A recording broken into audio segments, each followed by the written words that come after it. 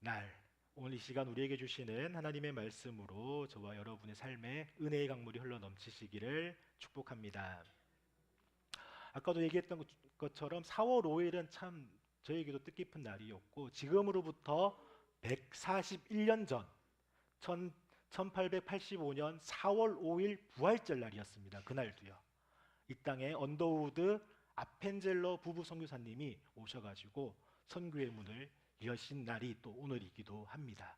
그래서 오늘은 참으로 저에게나 우리 한국 교회사에서나 뜻깊은 날인 것 같습니다. 물론 우리 동성교회도 너무나도 뜻깊은 날입니다. 오늘 이 자리에 함께하신 모든 분들에게 그 부활의 기쁨과 능력이 충만하기를 축복합니다. 그래서 오늘은 부활주일이지만은 우리는 고난 주간을 보내었습니다. 그러면서 예수님의 고난을 묵상하는 주간이었는데, 고난 주간을 보내면서 어떠한 생각을 하셨습니까? 혹시 내 고난이 더 크게 보이지는 않으셨습니까? 주님의 아픔을 생각하려고 하는데 내 아픔이 먼저 올라오지는 않았습니까? 예수님이 겟세마네 동산에서 이 잔을 지나가게 해달라고 기도했던 기도가 사실은 내 기도이기도 했습니다. 오늘은 부활주일입니다. 할렐루야를 외쳐야 하는 날입니다. 그리고 기쁨이 넘쳐야 하는 날입니다. 그런데 아직도 고난주간의 무게가 가시지 않는 분들이 계실 것입니다. 몸이 여전히 아프고, 관계가 여전히 힘들고, 상황이 여전히 막막한 분들이 계십니다. 부활주일인데 아직 내 삶은 고난주간 같은 분들이 계실 것입니다. 오늘 말씀은 바로 그러한 자리에서 시작이 됩니다. 모든 것이 끝난 것 같은 시간, 아직 부활의 기쁨이 보이지 않는 그 자리, 그 자리에서 하나님이 무엇을 하셨는지 오늘 말씀을 통해 함께 보겠습니다. 안식 후 첫날 이른 새벽입니다. 아직 어두울 때였습니다. 막달라 마리아는 무덤으로 갔습니다. 우리는 오늘 이 장면을 읽으면서 무슨 일이 일어날지를 알고 있습니다.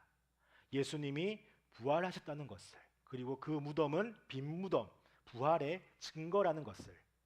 그래서 우리는 이 장면을 희망의 시작으로 읽습니다. 그런데 만약 한번 잠깐 생각해 보시길 바랍니다. 마리아의 시선으로 본다면 어떠할지 말입니다. 마리아에게 예수님의 죽음은 단순한 슬픔이 아니었습니다. 그것은 충격이었습니다. 모든 것이 무너지는 충격, 자신의 세계 전체가 산산조각 나는 충격이었습니다. 예수님을 따르며 새로운 삶을 살았던 사람이 막달라 마리아였습니다. 그리고는 예수님 안에서 구원을 보았습니다. 그분이 하나님의 아들이라고 믿었습니다. 그분이 그런데 십자가에서 죽으셨습니다.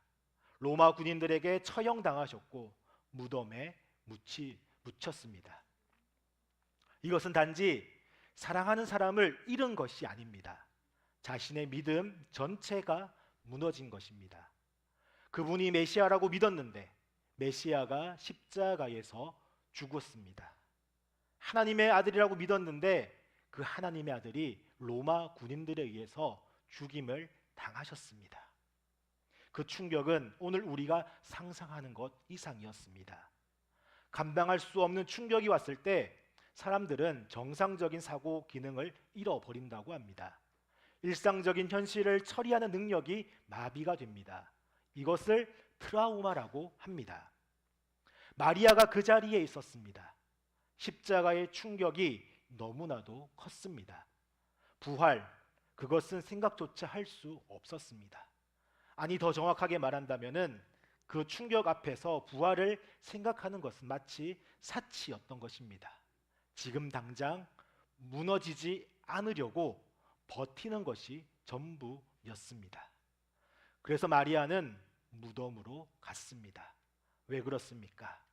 예수님의 시신이 거기 있었기 때문입니다.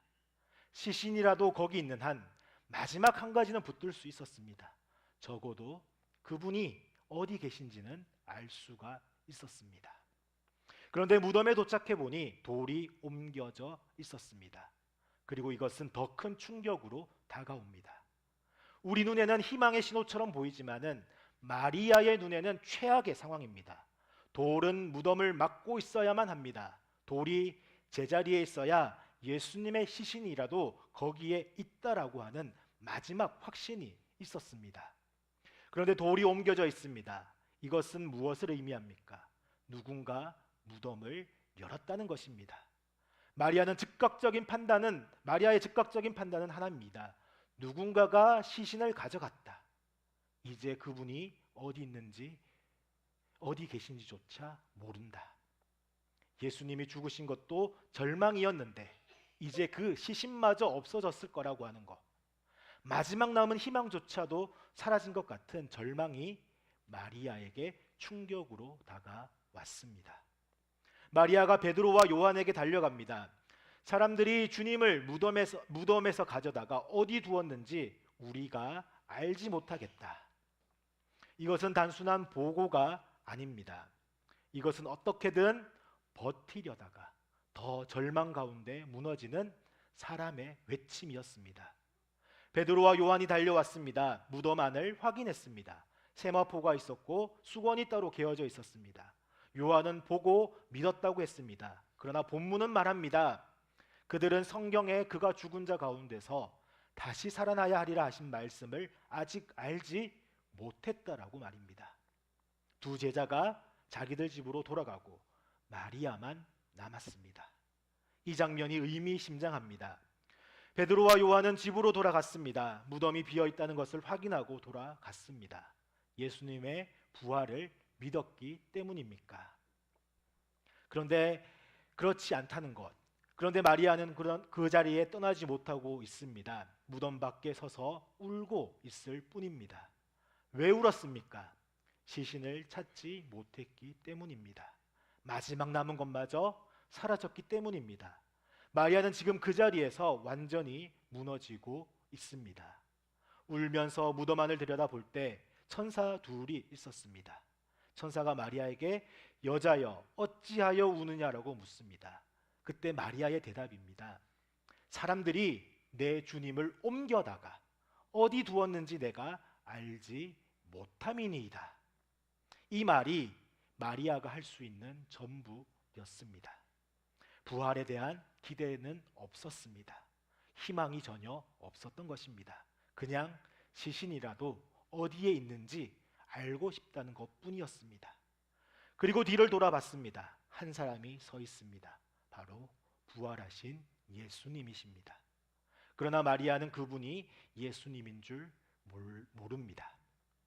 동산지기인 줄 알고 이렇게 말합니다. 주여, 당신이 옮겼거든 어디 두었는지 내게 이르소서. 그리하면 내가 가져가리이다. 이 말이 얼마나 처절합니까? 그냥 시신이라도 달라는 것입니다. 어디 있는지만 알려달라는 것입니다. 그 충격의 깊이가 느껴지십니까? 이 이야기가 정경이 되어 교회 안에서 읽혀왔을 때 각 시대의 공동체는 이 본문을 이렇게 읽고 들었습니다.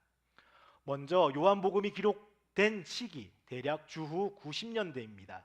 바로 요한 공동체는 이미 부활을 경험했습니다. 그리고 믿고 있습니다. 부활하신 예수님을 직접 목격한 이들의 증언이 있었고 그 가운데 신앙생활을 하는 공동체였습니다. 그런데 외부 상황이 달라지고 있습니다. 로마 제국의 박해가 점점 극심해집니다. 예수님을 직접 보았던 목격자들 또한 하나둘씩 순교합니다. 그리고 곧 오시겠다며 승천하신 주님의 재림이 늦어지고 있습니다. 재림의 예수님을 기다리던 이들이 또한 죽어갑니다. 그리고 박해는 더 계속되고 있습니다. 이 공동체에게 오늘 본문이 어떻게 들렸겠습니까? 마리아가 무덤 앞에서 울고 있는 그 장면이 바로 자신들의 자리처럼 보여졌습니다. 예수님이 어디 계신지 모르는 것 같은 그 막막함, 부활을 믿지만 눈에 보이지 않는 그 답답함. 그런데 이 본문은 말합니다. 주님이 먼저 찾아오셨다고. 이름을 부르시고 어딘가로 사라진 것이 아니라 부활의 주님이 성령 하나님을 통해 함께 하신다고. 그렇게 오늘 본문의 말씀은 박해 속에서 죽어가던 공동체를 붙들었습니다. 세월이 흐릅니다. 예수님의 부활을 직접 목격한 목격자들이 모두 세상을 떠났습니다. 예수님의 부활을 직접 본 사람이 이제 한 명도 없게 되었습니다. 그리고 주님이 곧 오신다고 했는데 수십 년이 지나도 오지 않습니다. 재림에 대한 소망과 기대가 점점 식어만 갑니다. 그리고 신앙이 매주 반복되는 일상이 되었습니다. 과연 이 공동체에게 오늘 본문이 어떻게 들렸겠습니까? 마리아가 울고 있는 자리, 주님이 어디 계신지 모르는 그 자리. 그런데 주님은 거기 계셨습니다. 마리아가 알아보지 못했을 뿐입니다. 가까이 계신데 알아보지 못했다는 것, 이것이 재림을 기다리며 지쳐가는 공동체에게 얼마나 깊이 울렸겠습니까? 이제 기독교가 로마 제국의 국교가 되었습니다. 더 이상 박해는 없습니다. 교회 건물이 세워지고 황제가 교회를 지원합니다. 그런데 역설적으로 박해가 사라지자 교회는 세속화되기 시작합니다. 부활의 신앙이 죄도권의 언어로 굳어졌습니다. 교리로만 부활이 남게 되었습니다. 그리고 예배는 드리지만 살아계신 주님을 실제로 만나는 경험이 없어졌습니다. 신앙이 일상이 되고 일상이 신앙을 덮었습니다. 부활을 교리로 고백하지만 부활하신 주님이 지금 여기 계신다라고 하는 실감이 사라졌습니다. 이 공동체에게 오늘 본문이 어떻게 들렸겠습니까? 고통이 너무 커도 자칫 하나님을 찾지 못할 수도 있습니다. 마치 마리아처럼 말입니다. 그런데 고통이 없고 안락함에 안주하면 더 이상 하나님을 찾지도 않을 뿐더러 옆에 계시더라도 영적 무감각으로 알아보지 못한다는 것입니다. 충격이 마리아의 눈을 막았다면 안락함은 우리의 눈을 막습니다. 둘 다 주님이 곁에 계신데 알아보지 못하는 자리입니다. 그리고 오늘 이 말씀이 우리에게 왔습니다. 이제 오늘 우리의 자리를 한번 돌아보시길 바랍니다. 우리는 지금 어느 자리에 서 있습니까? 어떤 분은 박해 속의 요한 공동체처럼 고통의 강도가 한계를 넘어선 자리에 있을 수도 있습니다. 평소에는 기도하면 하나님이 도우신다는 것을 믿었는데, 그런데 이번 고난은 달랐습니다. 너무 크고 깊어서 기도조차 잊어버리게 됩니다. 하나님을 찾아야 한다는 것을 머리로는 알지만 몸이 움직이지 않습니다. 마리아가 무덤 앞에서 예수님을 눈앞에 두고도 알아보지 못했던 것처럼 말입니다. 하나님이 가까이 계신데 알아채지 못합니다. 오늘 우리 가운데 이런 자리에 계신 분들이 있습니다. 어떤 분은 재림을 기다리며 지쳐가는 공동체처럼 오래 기다렸는데 아무것도 달라지지 않는 그런 자리에 있습니다. 기도했습니다. 오래 신앙생활하며 기도했습니다. 그런데 응답이 없습니다. 믿음이 처음만 못하다라고 생각합니다. 부활을 믿는데 고백은 하는데 그 고백이 실감나지 않습니다. 일상이 신앙을 덮어버렸습니다. 어떤 분은 세속화된 공동체처럼 신앙이 습관이 되어버린 자리에 있습니다. 예배에 나오고 기도하고 헌금도 드립니다. 그런데 살아계신 주님을 실제로 만나는 경험이 언제였는지 기억이 희미하기만 합니다. 돌이 옮겨져 있는 것을 보고도 그것이 무엇을 의미하는지 놓치고 있는 자리. 오늘 우리는 지금 그 자리에 서 있습니다. 마리아에게 돌이 옮겨진 것은 최악의 절망이었습니다. 그런데 우리는 이제 압니다. 그 돌이 옮겨진 것은 하나님이 일하고 계셨다고 하는 흔적이었다는 것을 말입니다. 마리아가 무덤을 향하는 그 어두운 새벽에 하나님은 움직이고 계셨습니다. 마리아가 알아채기도 전에, 마리아가 기대하기도 전에, 마리아가 부활을 상상하기 전에 하나님은 무덤의 돌을 옮기고 계셨습니다. 그리고 부활하신 예수님은 마리아를 찾아오십니다. 그리고 예수님이 말씀하십니다. 마리아야. 그 한마디였습니다. 긴 설명이 없었습니다. 부활의 증거를 먼저 제시하신 것이 아닙니다. 그렇다고 왜 부활을 믿지 못하느냐고 그러고 나무라지도 않았습니다. 그냥 이름을 부르셨습니다. 그리고 중요한 것은 언제나 하나님이, 예수님이 먼저 찾아오신다는 것입니다. 마리아가 예수님을 찾아간 것이 아니라 마리아는 시신을 찾고 있었습니다. 동산지기에 시신의 행방을 묻고 있었습니다. 예수님이 부활하시어 살아계실 것이라고 하는 기대가 전혀 없는 이 마리아에게 예수님이 찾아와 마리아야 라고 불러주셨습니다. 마리아가 준비될 때까지 기다리신 것이 아닙니다. 마리아가 온전히 부활을 회복할 때까지 기다리신 것 또한 아니었습니다. 울고 있는 마리아에게, 절망의 한가운데 있는 마리아에게 하나님은, 예수님은 먼저 오셨습니다. 이것이 하나님의 행동입니다. 그리고 이름을 부릅니다. 마리아야. 요한복음 10장에서 예수님은 말씀을 하셨습니다. 선한 목자는 자기 양의 이름을 각각 불러 인도한다. 이름을 부른다는 것이 무엇을 뜻합니까? 익명이 아니라 군중 속의 한 사람이 아니라는 것입니다. 예수님은 지금 마리아의 고통, 절망, 그리고 무너짐을 알고 계시기에 이름을 부르셨습니다. 그때 마리아는 부활하신 예수님을 알아봅니다. 이름 하나였습니다. 그것만으로 충분합니다. 오늘 부활주일 온 세대 통합 예배 가운데 성령 하나님이 이 말씀을 통해 우리에게 하시는 일이 바로 그것입니다. 충격이 너무 커서 하나님을 찾는 것조차 잊어버린 자리로 하나님이 먼저 찾아오십니다. 오래 기다려서 지쳐버린 우리의 자리로 주님이 먼저 오십니다. 부활을 교리로만 알고 살아계신 주님을 실감하지 못하는 우리의 자리에서도 주님은 찾아오십니다. 그리고 저와 여러분의 이름을 부르십니다. 설명이 먼저가 아닙니다. 증거 제시도 먼저가 아니었습니다. 이름을 부르시는 것이 먼저입니다.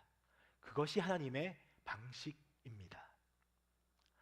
예수님이 마리아에게 말씀하셨습니다. 나를 붙들지 말라. 내가 아직 아버지께로 올라가지 아니하였노라. 너는 내 형제들에게 가서 이르되 내가 내 아버지 곧 너희 아버지 내 하나님 곧 너희 하나님께로 올라간다 하라. 이 말씀이 무엇을 선포합니까? 예수님의 부활은 단지 한 사람이 죽었다가 살아난 사건이 아닙니다. 그것은 새로운 창조의 시작입니다. 죽음이 끝이 아님을 온 우주 앞에 선포하신 사건이 바로 부활입니다. 그리고 그분은 아버지께로 올라가십니다. 그것은 끝이 아닙니다. 보혜사 성령을 보내시겠다라고 하는 약속의 시작입니다. 그래서 마리아는 달려갑니다. 울던 마리아가 달려가는 마리아가 되었습니다. 무덤 앞에 서 있던 마리아가 내가 주를 보았다라고 외치는 마리아가 되었습니다. 마리아가 부활의 첫 번째 증인이 되었습니다. 무엇이 그것을 가능하게 했습니까? 예수님이 먼저 찾아오셨기 때문입니다. 그리고 이름을 불러주었기 때문입니다. 그런데 우리는 마리아처럼 부활하신 주님을 눈으로 보지는 못합니다.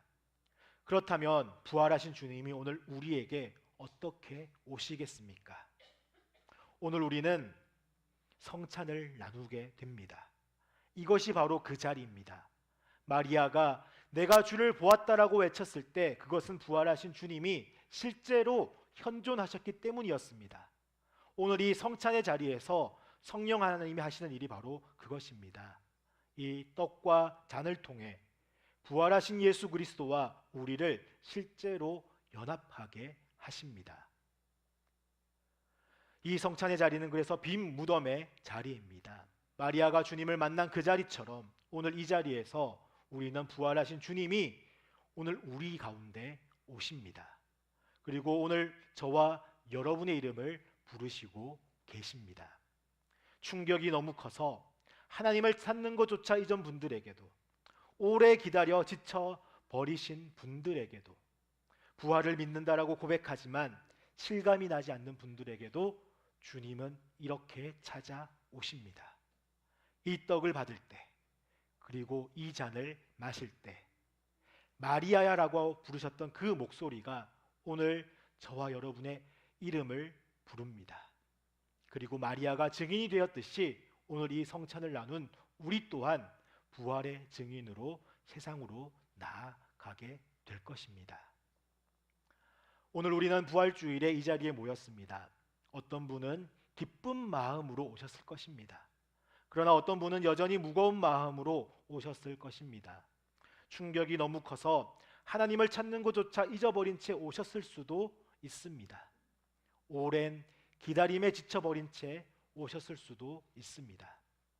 부활주일이지만 아직 내 삶은 고난주간 같은 채 오셨을 수도 있습니다. 그런데 오늘 말씀이 우리에게 말합니다. 돌이 이미 옮겨져 있었다.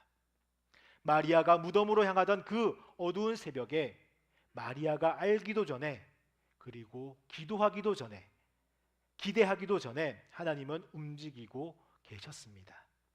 마리아에게는 최악의 절망처럼 보였던 그 옮겨진 돌이 사실은 하나님이 일하고 계셨던 흔적이었습니다. 저와 여러분의 자리에서도 그렇습니다. 아직 보이지 않아도 하나님은 이미 움직이고 계십니다. 우리가 알아채기 전부터 먼저 일하고 계시는 분이 하나님이십니다. 우리가 준비되기 전에 먼저 우리 가운데 또한 찾아오시는 분 또한 하나님이십니다. 그리고 저와 여러분의 이름을 부르십니다. 그리고 마리아가 울다가 달려갔듯이 오늘 이 자리에서 우리 또한 그 이름을 듣고 일어서기를 원합니다. 그리고 전하시길 축복합니다. 할렐루야! 예수 그리스도께서 부활하셨습니다. 기도하겠습니다.